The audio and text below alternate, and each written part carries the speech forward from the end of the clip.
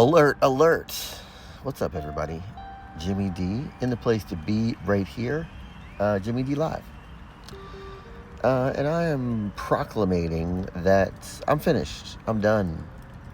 Not really explaining myself. Well, I'm done explaining myself, and I'm done trying to abide as much as I can by cultural expectations and what people think.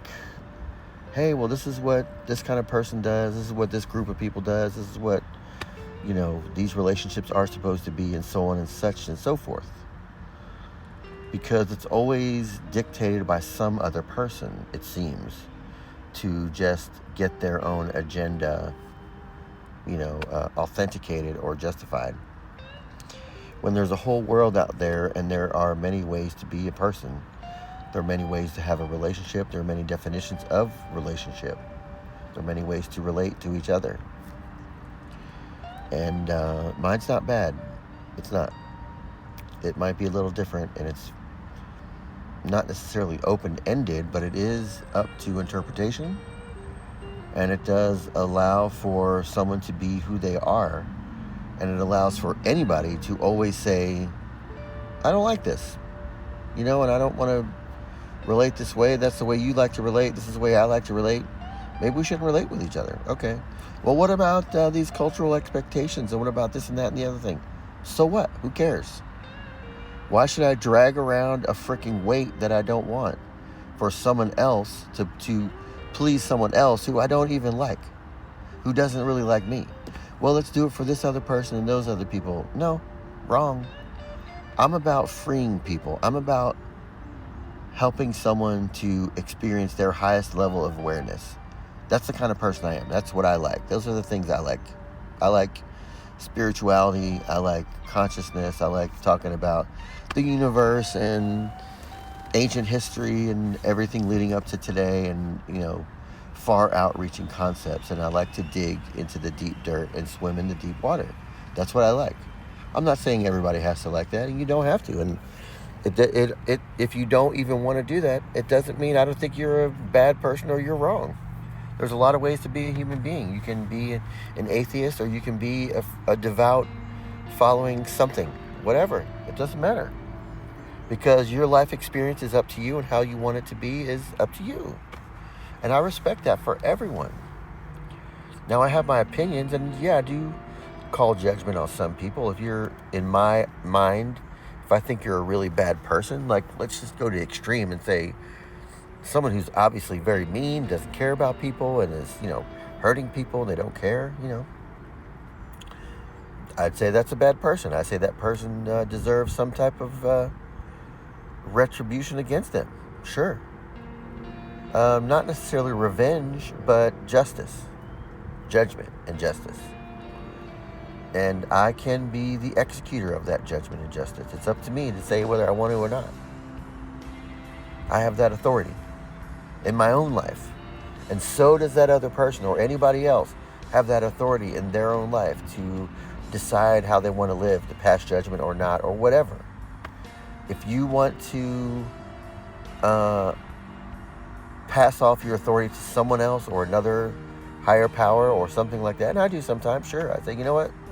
God or the authority in my life or whatever, I don't know all the circumstances here. So if you can see more than I can and someone needs to be dealt with, you deal with them, because I don't really know the answer. So I'm going to just leave it open-ended and say I'm going to let the higher power handle that, because it's beyond my awareness. But if something is in my awareness, then I'm going to take full responsibility and authority in administrating my own brand of justice, whether that's, putting something out there to protect myself, or just living my, 100% authentic life, however they want to say it, and doing the things that I want to do. There are people that I want in my life, but I can't force them to be in my life. I'm doing everything that I can to make my life better and to be a better person, in quotes, whatever that means to me, of course. But I can't force anybody. I'm not going to force someone to love me, and I'm not going to force someone to understand that I do love them. I am a whole being unto myself. No man is an island, of course. I'm not saying I want to live by myself in a cave and just meditate all day and night and never experience anything. Of course not. But I have to live a life that is laid out in front of me with all these other people doing the same thing. So sometimes we're going the same place, sometimes we're not. Maybe I like people that don't want to be on my path, and that's unfortunate for me because I don't get to experience some of the people that I want to be in their lives because of the decisions that they make or the decisions that they made about me. And that's fine. But like I said a few months ago, when I realized and decided I'm not going to suffer anymore. I'm not suffering anything. I'm no longer going to suffer. I've suffered enough to understand why we suffer. And I've also, had enough anxiety to understand why I have anxiety. I don't never need to experience that anymore to the level of extremeness where it debilitates me.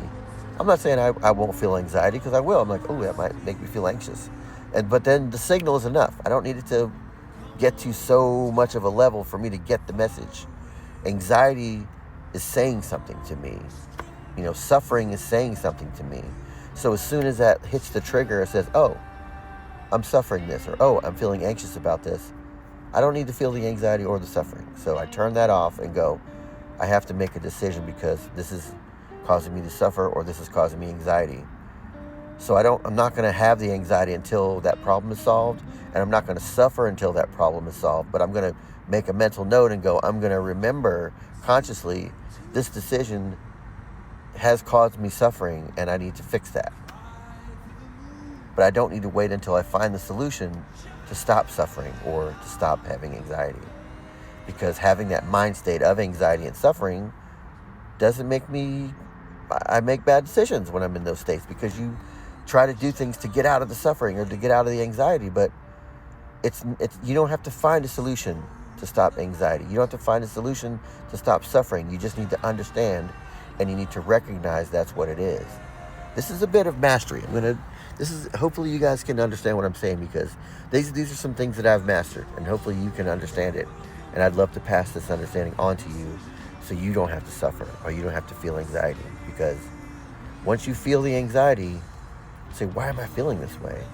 Oh, it's because of that. Because I want this and I'm not getting it. Okay, well, let me just try to get that. Put yourself on the path to get that thing or to get over that hump. And that will quell your anxiety. That will quell your suffering. That's what I found. I am the authority in my life of my emotions, for sure. That maybe there's some higher power out there that makes things happen that I'm not in control of. Okay, I'm okay. I'm up for saying that's a possibility. Do I know that's for sure? I don't know. As far as what things can be proven absolutely to a scientific method, a lot of these things aren't provable. Yet you can act them out to a degree that is operationally effective in your life. For example, people that believe you have to accept Jesus in your heart and that he died for your sins in order to get to heaven. There's nothing that proves that. And I'm not saying it's not true, but I'm just saying there's nothing that really proves that. And you can say, well, if the Bible does, it's a book, it's a written book. If I write something down on a page and publish it in a book, that doesn't make it true. And I'm just being factual. I'm not slamming anything. There's a lot of great things in the Bible. I've been researching it and studying it myself, because there's some great deep truths in there that Jesus has, and everybody who's written stuff in the Bible has placed there. There's a lot to get out of the Bible. And I do align with a lot of it and prescribe a lot of it to my own life. Even though I can't prove it to myself, I say, well, I'm going to believe that. It sounds good. And I'm going to go forth with that until something cross-pollinates that belief in my mind. And that's what people do. So I'm just trying to say this plainly, that since I've taken the reins to do what I want to do in my own life and say everybody else's choice is their own, but I've got to do what I want to do. I wish you were here, but if you're not here because you don't choose to be, that's all right with me. I'm doing the best that I can, and I'm not always achieving everything that I want in the time frame I need to, but I'm still trying. And I think I'm a pretty good person, and if people can't see that, that's okay. I won't suffer that. And I won't experience anxiety because of that. I'm going to feel the best way I can so that I can achieve what I need to in my life, how I've decided it to be.